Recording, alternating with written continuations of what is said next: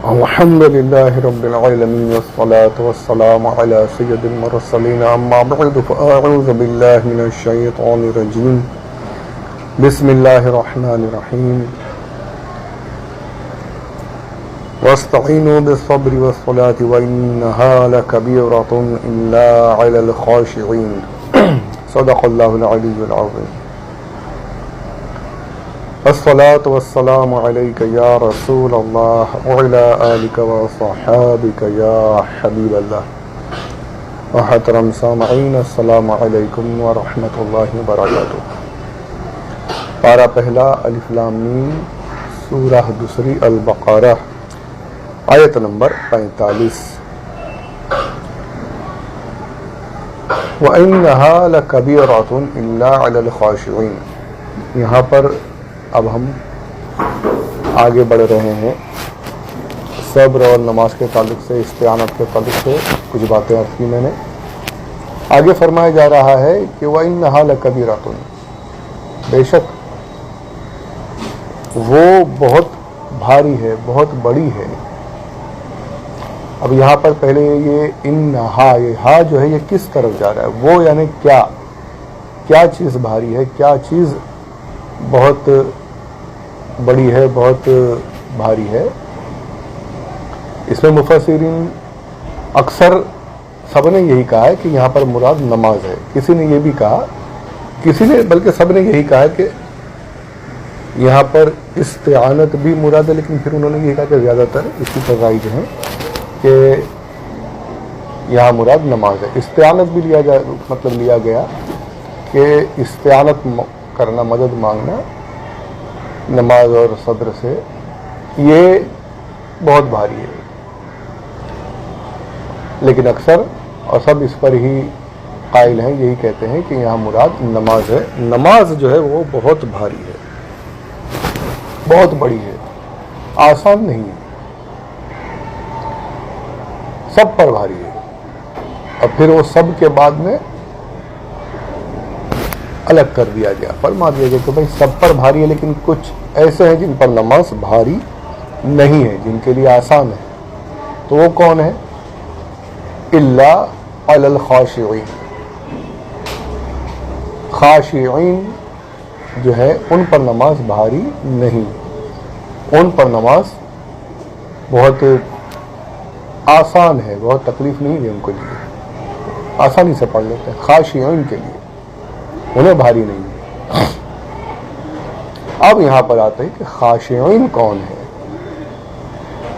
تو آئیے اسی پر کچھ باتیں کریں گے۔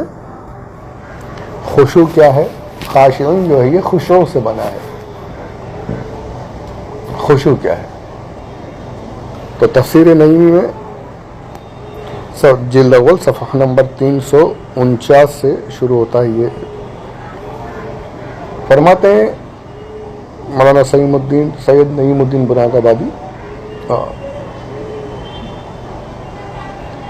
تفسیر نعیمی، مفتی احمد یار خان نعیمی رحمۃ اللہ تعالی علیہ، وہ فرماتے ہیں کہ خشوع کے 3 معنی ہیں۔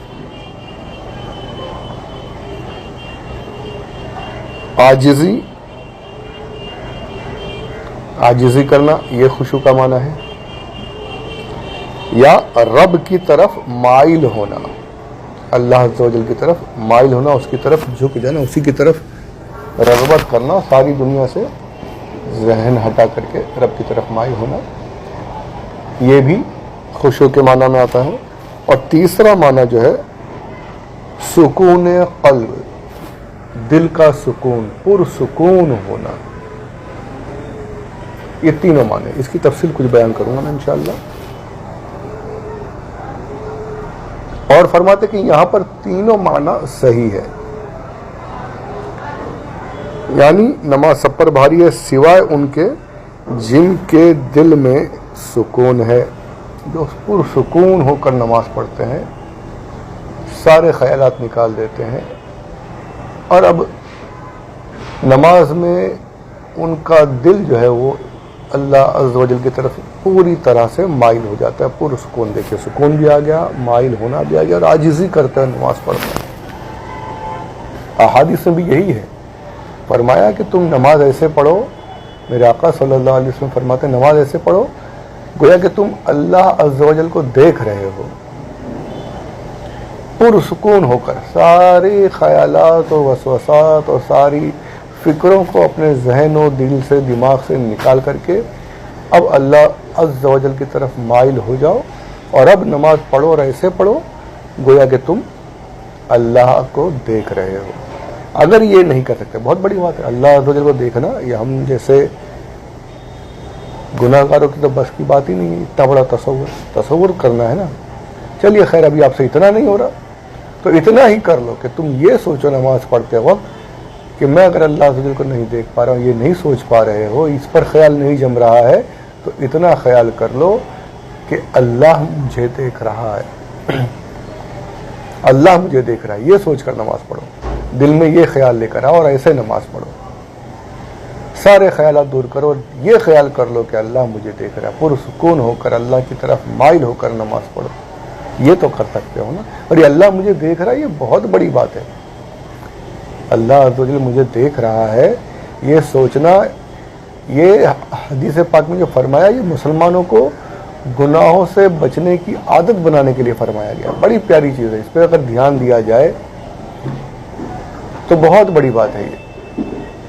اب آپ اس کو سمجھیے کہ جب آپ نماز پڑھنے کھڑے ہوئے فجر میں آپ نے سوچا اللہ مجھے دیکھ رہا ہے، اللہ مجھے دیکھ رہا ہے، آپ یہ سوچ رہے ہیں، سارے خیالات کو دور کر رہے ہیں، اللہ مجھے دیکھ رہا ہے، نماز پڑھ رہا ہوں اللہ مجھے دیکھ رہا ہے، میں رکوع کر رہا ہوں اللہ مجھے دیکھ رہا ہے، سجدے کر رہا ہوں اللہ مجھے دیکھ رہا ہے، میں سلام پھیر رہا ہوں اللہ مجھے دیکھ رہا ہے، میں دعائیں کر رہا ہوں اللہ مجھے دیکھ رہا ہے۔ یہ فجر میں ہوا، ظہر میں آپ نے کر دیا، یہ عصر میں، مغرب میں، عشاء میں، دن میں 5 مرتبہ ہو گئے، ہفتے میں 40 مرتبہ، یہ یعنی ایک عادت کہ ایک روزانہ 5 مرتبہ ہوتے اب وہ جو خیالات، اس کو تقریباً 20 منٹ تک یہ خیال سوچ رہا ہے کہ اللہ مجھے دیکھ رہا ہے، دھیرے دھیرے وہ خیال ہے وہ 20 منٹ سے بڑھتے جائیں گے، جب وہ کچھ اور کام کرے گا تب بھی یار اللہ مجھے دیکھ رہا ہے، کوئی غلط حرکت کرنے جا رہا ہے تب بھی اللہ مجھے دیکھ رہا ہے، گناہوں سے دھیرے دھیرے بندہ بچتا چلا جائے گا کہ اللہ مجھے دیکھ رہا ہے، وہ ایک عادت ہو جاتی ہے۔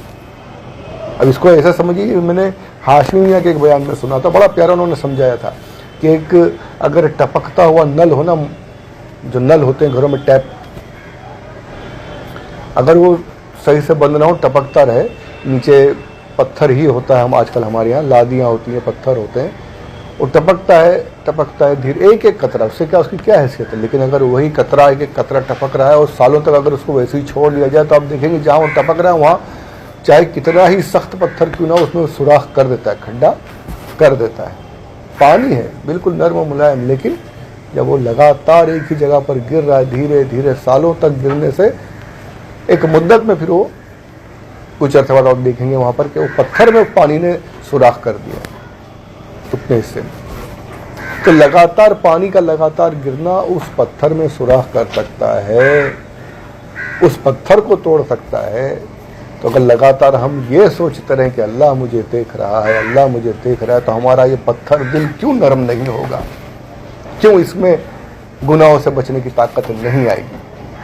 اللہ کی یاد اگر لگاتار ہم کرتے رہے، سوچتے رہے کہ اللہ مجھے دیکھ رہا ہے، نماز میں سوچ رہے تھے، وہی سوچ اگر زندگی بھر کے لیے بن گئی لگاتار، اللہ مجھے دیکھ رہا ہے، اللہ مجھے دیکھ رہا ہے، وہ قطرہ آتے آتے وہ قطرہ انشاءاللہ دل کو بھی بالکل نرم و ملائم کر دے گا اور سارے گناہوں سے بچ کر کے دل پاک و صاف ہو جائے گا۔ یہ حدیث پاک کی تعلیم ہے، سبحان اللہ۔ درود پاک پڑھیں، اللہم صلی علی سیدنا مولانا محمد وعلی آل سیدنا مولانا محمد وبارک وسلم، صلاۃ و سلام علیک یا رسول اللہ صلی اللہ تعالی علیہ وسلم۔ تو اللہ مجھے دیکھ رہا ہے، یہ خشوع حاصل کرنے کا ذریعہ بنا ہے میرے آقا صلی اللہ علیہ وآلہ وسلم۔ اب یہ ہوتا ہے کہ اب ہم